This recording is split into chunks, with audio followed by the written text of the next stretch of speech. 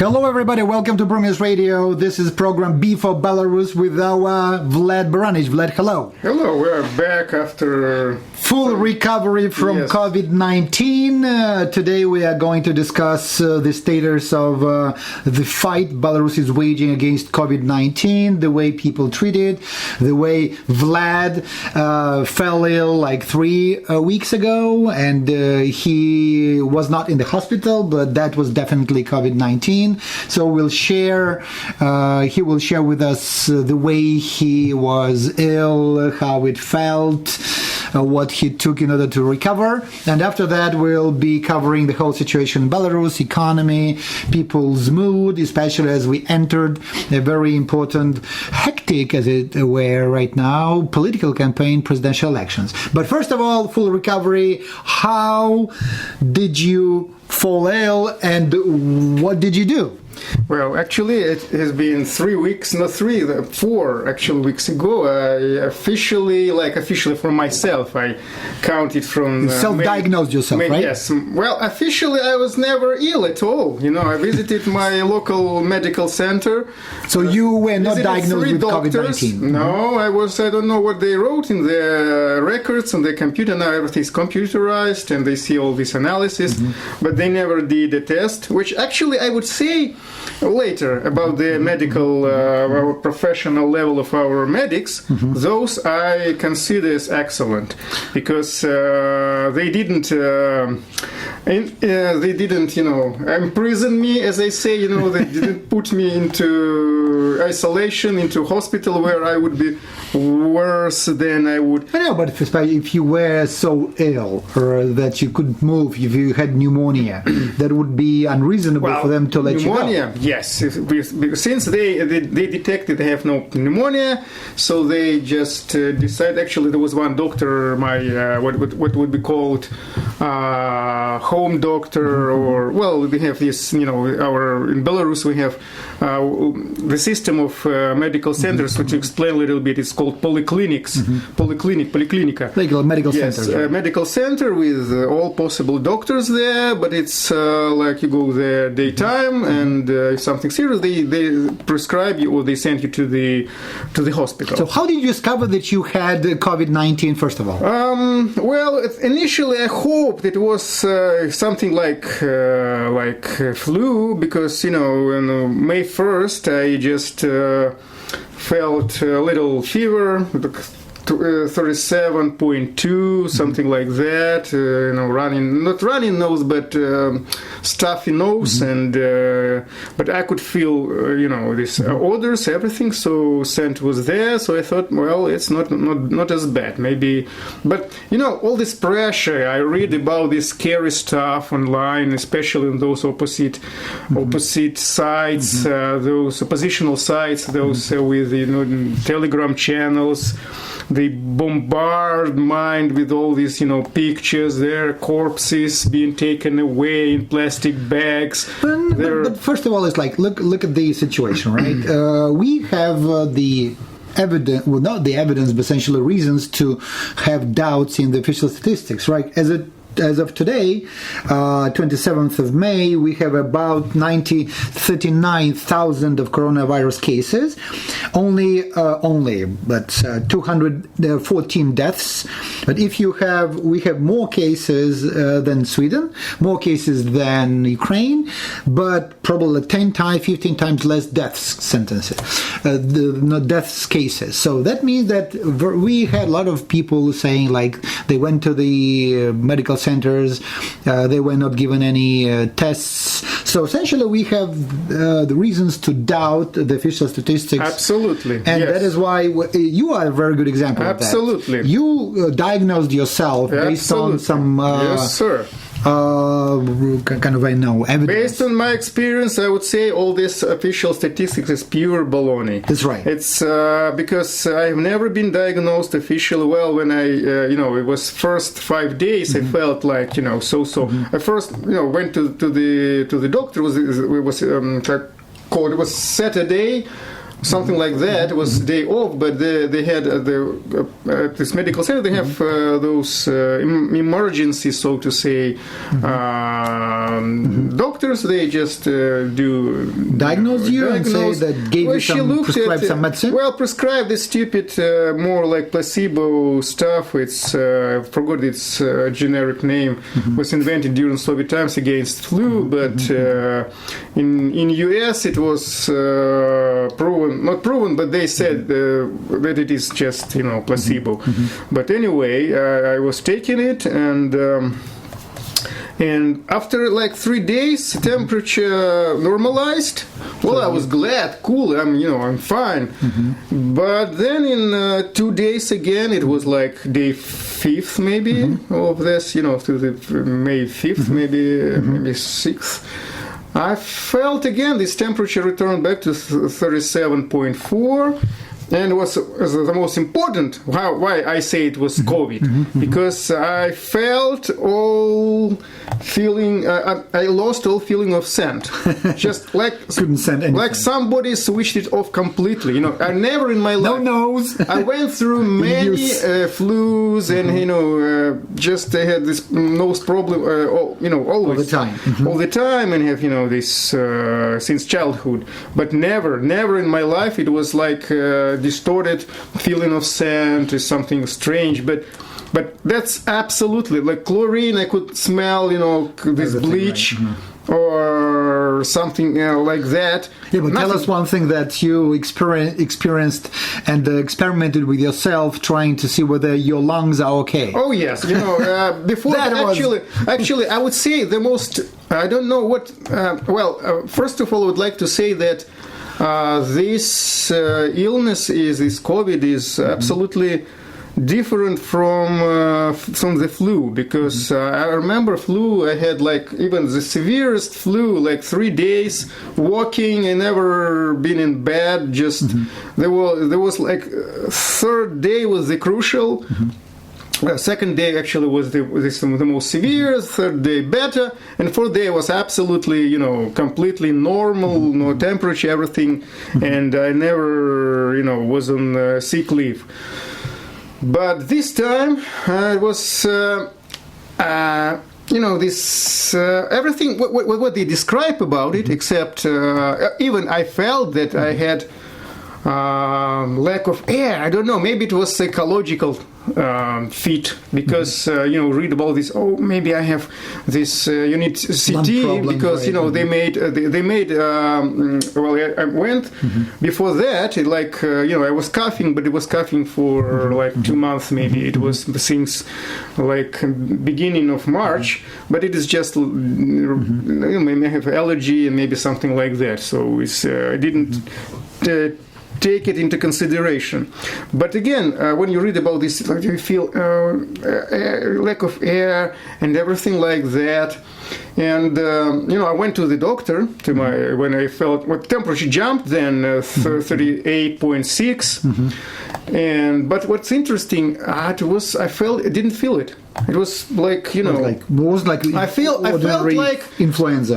The general feeling was I felt enough stamina. I had enough stamina to do my regular stuff. I went to the outside the city, kind of isolated myself there in my summer house, and was doing a regular job. Well, I didn't feel enough strength. I didn't have enough strength, but. When I was, then again, I felt that I was going a little bit better, and so I decided to test my lungs. I just sit on the bike and went 18 kilometers ride. Took a bike, an 18 kilometers bike ride. When I was back, when I was after that, before that, before I left, it was temperature like 37.5. When I came to the final destination point, it was 36. 38.6. So you decided to hit your disease with intense physical engagement. I do believe in this method. I always, with flu it worked well. The best method for me was to cure it was with physical activity. Pumping iron, like the best dumbbells, barbells, etc. Now, bike was quite mild light version of this exercise. Fighting fire with fire. And actually it helped, it just because, it was before that, it was another, I did some exercises because the temperature was 37.4 and it was like, like smoldering something. I needed to boost my organism to fight it. So it worked. I was sweating terribly during the night for maybe 4 nights. Just, like I took aspirin or something like that. Just incredible. So tell me a positive experience with dealing with our doctors and medical stuff. Well, that's interesting point because when I went to the doctor, when I already saw that something is wrong here, and so I went when I lost my scent, and so explained because it was before, like 2 months before that, with coughing and general, this bad feeling, kind of flu. So explained what I had. Actually, before that, my analysis of blood, with general analysis of blood, was fine. Okay. Nothing was bad there because other doctor sent me to do it. So this doctor, when I said that I lost sense, so she just alarmed. She left the cabinet and went somewhere. Was she wearing a mask? Oh yes, garment? Oh yes, of course, mask. Just everywhere with mask, and we'll return to this mask question later. So she returned with this how it is called, pulse. Well, actually, this device to measure saturation of oxygen in blood. So it showed 97. That's fine. She also wrote under question the first initial diagnosis, pneumonia. Well, because I said, I'm coughing and something like that. So she sent me to regular Röntgen of digital, of course, nowadays it's of lungs. It showed nothing. I said, well, it's okay. Although, everybody is scared. My friends, they're panickers, guys, who say, well, this COVID shows no, Röntgen, you have to go CT. But CT actually is in our medical center, but it is unavailable because the doctor said that, everything is taken, all this, too many people there. But since saturation was fine and I didn't... So you were not taken to hospital? Yeah, I wasn't... I didn't say... Actually, when they tested... That's funny thing. At home, I was measuring my temperature with this old Soviet mercury thermometer, right? Yes, that's very accurate. When I went to the doctor, it showed normal temperature. So like under 37. The difference just like one degree almost. Okay. I discovered I have the same thermometer, electronic thermometer at home. I tested how to do it. By some reason, it just you need to keep it. For 5 minutes, then turn it off, turn it on, and then when it is warm enough, it will show you the real temperature. That's how I, You did not read the instruction how to use it. No, it's not an instruction. You just put it on, just when it beeps, that's it. But before it beeps, before you should keep it warm. You have to keep it for several minutes. Okay, got it. That's the point. Or just put it in those natural holes where the temperature will be always, permanent, like in mouth. I did it with mouth, it works immediately. So I didn't write that I was COVID. Actually, I took a bag with all stuff in case I'll be taken to the hospital or isolated, or this case computer, everything. Heavy, huge case like this. Like 10 kilos maybe. It's funny when they sent me to this Röntgen. It was I was with doctor X-ray on X-ray. Yes, I went from second floor. Actually, it's in the west. It is first floor. So went 6 floors up, not use an elevator. Fine, man. I was heavy breathing, but that's fine. So I felt, well, there is no, and in mask, right? And I constructed a special mask with extra layers, and it's quite heavy to protect yourself, right? Yeah. And so it's let's say on day 13th. Temperature was gone, everything was fine, sent, returned, right. So I felt that's fine. Okay, so what about your family? Everybody around you also fell ill? Well, according to their feelings, all of them lost scent. My two sons, they're too young, they just lost scent, that's it. And wife as well, so they're younger than me, so they probably they had very, very light form. But according to symptoms, my son, actually, his oldest son, is a medic. So he's a doctor, and he thinks he also had that COVID, but in very light form, because he never also in his life experienced losing scent. Right. So in statistics, 4 of us were never included in these statistics. Right. Okay. So, but the question is, 2 months ago we discussed coronavirus and different implications, and we were quite not skeptical, but we were laughing, and we were not taking it so seriously. Yeah. What changed in your perception once you experienced it yourself? Well, that's the best. The best way is to ascertain something is to experience it. And now I'm no longer skeptical. Let's say I'm very pessimistic now, because what I experienced is absolutely different from all those flus, all those common colds I ever experienced in my life. Well, just generally feeling, it took almost, it passed in 2 weeks, but it took me 1 more week to fully...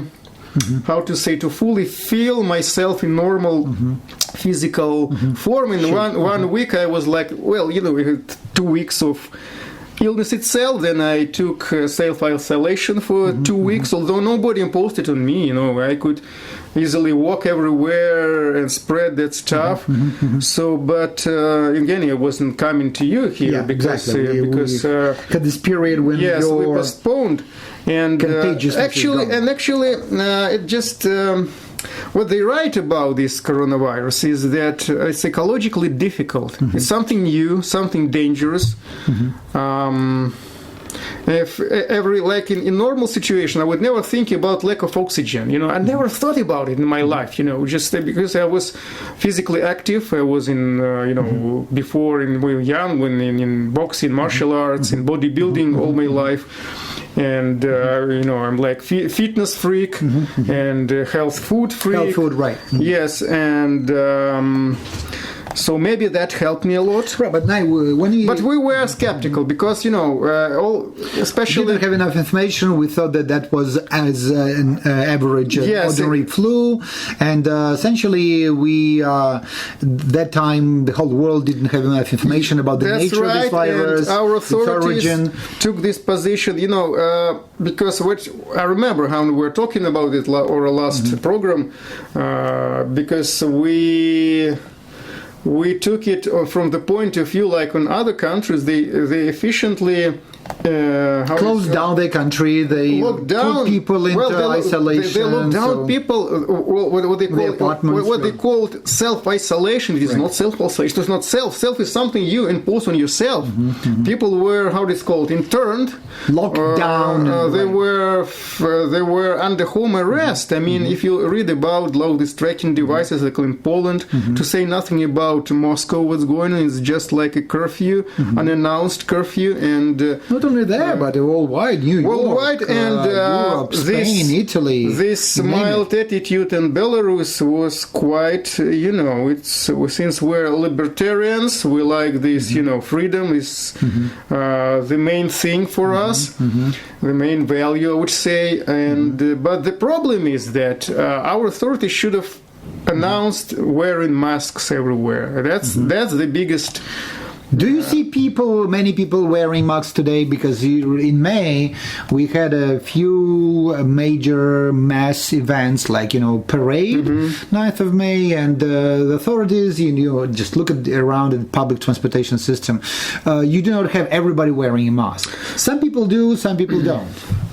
Unfortunately, very few people. I mean, like if you look, less than 1/3 of those I observe, and in the best case, and mostly older people. Some young people are smart. When they go into the bus, they open window and sit in the front when this wind would come through them. Those smart guys, although they say this virus does not affect younger people, but they think about the older. That's right, generation. because young people, live with their parents, their grandparents. Yes. If somebody, I was so afraid that that my wife, my mother would get that. She's 81, and you must isolate her. Mother-in-law, and because we all, I think we all had this COVID. It's like, again, it's self-diagnosed based on what I experienced. All right, so we live in this atmosphere with COVID. We don't know whether we reach plateau, because according to statistics, we are about 900. I forgot. Sorry. And but the thing is that it definitely has an impact on psychological status of the people. And at the same time, we enter the political campaign, and we were like, okay, how would it go? And what we saw last Sunday, when a huge line of people were to give signatures to one of the candidates, the guy, individual entrepreneur, and he was denied registration. His wife got registered, Tikhanovskaya, but the way he went to Slutsk, he went to Baranich city, and there's a huge lines, and people seem that this team inside this political system of Belarus is getting hotter and hotter. What are your impressions of the last 2 or 3 major developments? First is political development, second is economic development, crisis in economy, and third, this COVID-19 impact on all the people in the society and economy. Well, first idea when I saw those crowds of people, probably when I see people without masks. Yeah, so some of them. I think about computer games. I used to be an avid computer gamer, and they're, like Doom, where you collect extra health, or can get extra life, or IDDQID, code to get immortal. So I say they probably they have extra life, or this medic pack, which improves their life, like collecting computer games. But what's interesting, then the second idea came to me, that those lining into those actually a form of protest, because there are no elections. When we're well aware of that, what they do, they put in signatures, is more like a form of protest. It's like open. You can't go on demonstration, on a rally against, because you'll be, everything is forbidden. You will be taken into, custody, fined, and everything like that. Because just any oppositional activity, open opposition activity is, suppressed. Right. So those guys, I thought maybe they hate this political. Let's say they're more afraid of that political regime than probable death. People came to the point. But that desperation. Yes. That's the way of a point of no return, because many individual entrepreneurs in this present situation, they couldn't go to Russia, couldn't go to Poland. They don't have any resources to pay taxes. They don't have resources to pay rent. Right. So they're in desperation. So we're talking about thousands of people who are about to lose jobs or have lost jobs. And then the kind of this outrageous sense of lie, that people are being lied to. No truth about COVID, no truth about status of the economy. You look at the Prime Minister and Lukashenko, they say, well, we are not likely to have recession to 2020, when everybody else around is talking about recession of up to 10% of GDP. World Bank yesterday said that Belarus will have the deepest recession in 25 years. Absolutely. The same thing, IMF, all of us, independent economists inside the country. I haven't met a single person who would say, well, we have evidence, or we have reasons to believe that the Belarusian economy will not collapse into 2020. And the authorities, they behave as if nothing's going on. And Lukashenko is like, okay, with all coronavirus freaks, nothing is going on, we are fine. And that's what infuriates people, because they, well, for 26 years we've been listening to the same stuff. The authoritarian regime is not going to change, because look at the issue they are raising. Look at the policy they've been accepting. The same crap in order to save the centrally planned economy. Their lies from authorities became so evident, because and that's what makes people furious. Yeah, when they say everything is fine, we see those, every sphere economically, I don't say about those, maybe those, everywhere, I don't know. What I have, among people, beginning from half I say with vital businesses have collapsed. Let's say tourism, internal and external tourism. Travel industry, companies tourist industry, go bankrupt, dentists, hairdressers, food, restaurants, yes, those hotels. Just look at hotels at night in Belarus. Just they're like, empty, just nothing, dark windows, no single light there. Exactly.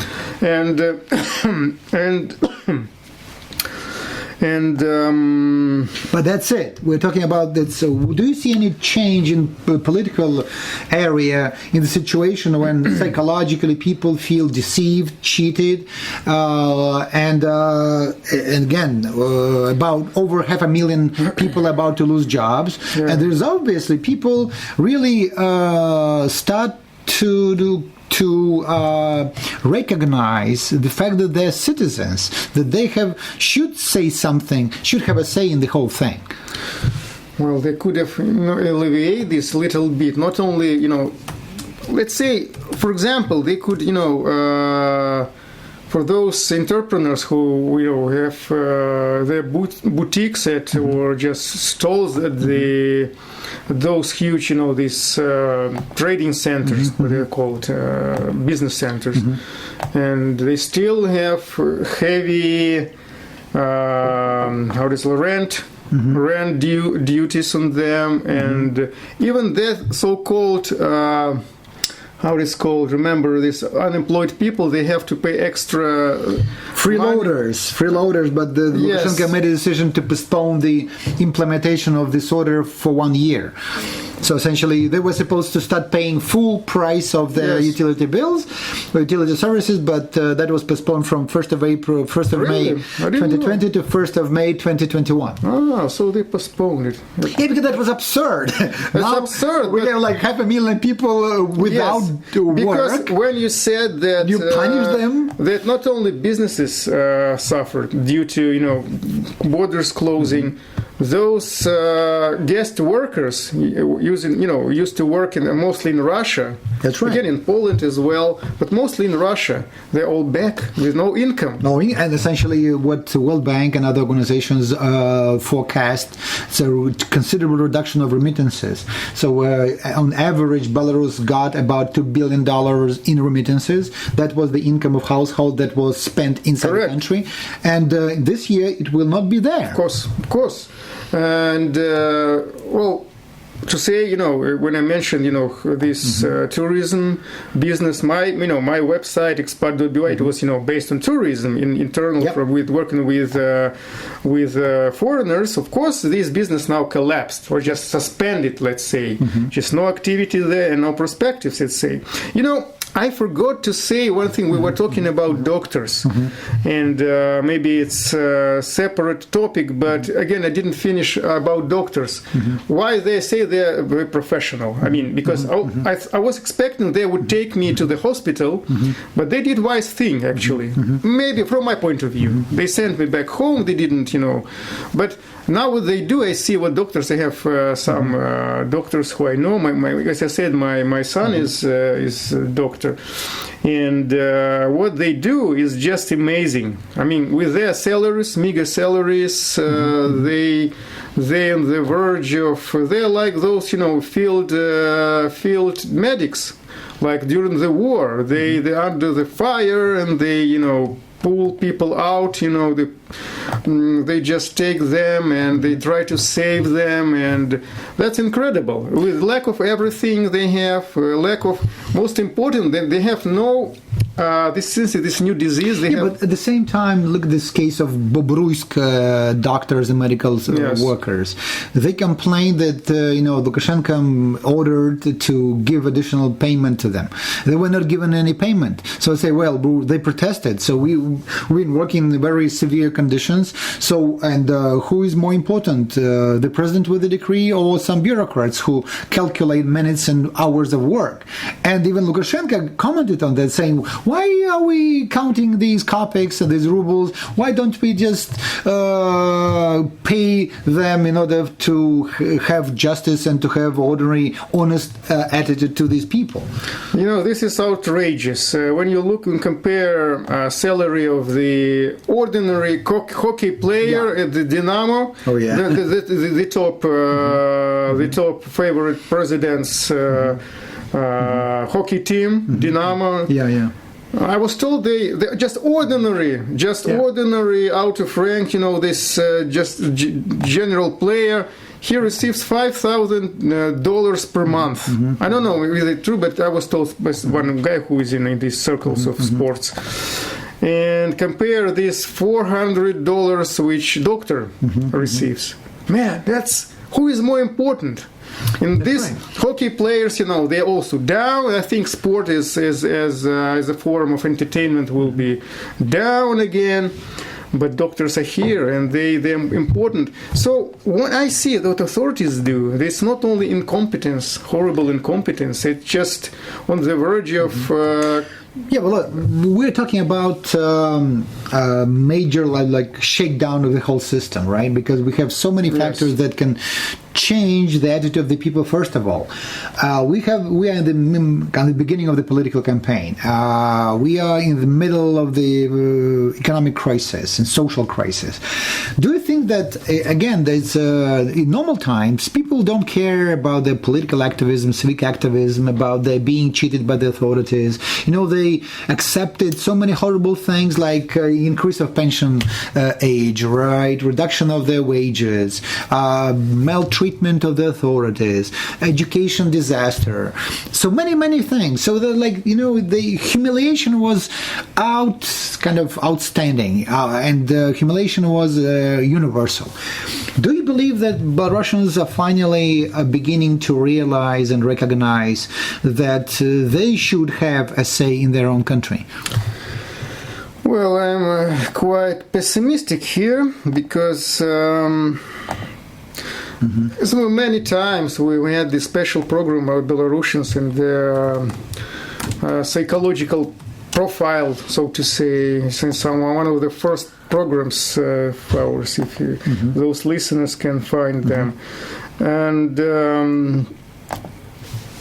it's feeling this this inherited or something like, I don't know, because it's just DNA programmed, but Belarusians come from peasants. And this peasantry, as peasants, they used to survive at all costs, no matter what.